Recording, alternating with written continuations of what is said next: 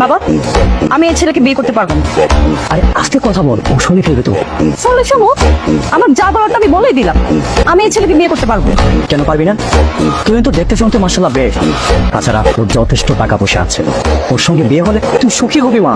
না, তেমন একটা খ্যাত আনস্মার্ট ছেলেকে বিয়ে করলে আমি সুখে থাকবো? তুমি এটা কিভাবে ভাবো? কি বলিস তুই? তুমি তো অনেক ডিসেন্ট একটা ছেলে। তবু ডিসেন্ট হলে হয়। বিয়ের পর হাজবেন্ড হিসেবে ওকে যখন আমি আমার ফ্রেন্ডদের সাথে মিট করাই দিব, আমার উপর তো সবাই হাসাহাসি করবে। আর তাছাড়া তুমি তো জানো আমার ফ্রেন্ডরা কত স্মার্ট। এই ছেলেকে আমি বিয়ে করতে পারবো না, এটা আমার ফাইনাল সিদ্ধান্ত। আমার মনে হয় আপনার বিয়েতে রাজু হয়ে যাওয়া উচিত। এই, আপনি কি বুঝতে পারছেন না আপনার সাথে আমার যায় না? আপনি নিজে থেকে কখনো তাকিয়ে দেখেছেন? আপনার তো সামান্য ড্রেসিং আর হেয়ার স্টাইলের সেন্সটাও নাই।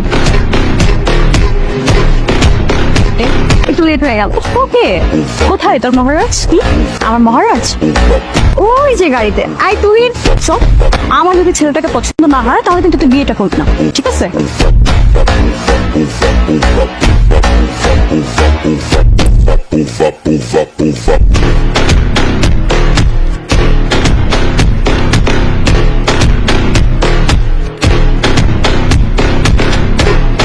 তোমাকে বলেছিলাম না যারা, ওই হচ্ছে যারা। High. Hi, what hi? It's time for a hug. Come, give me a hug.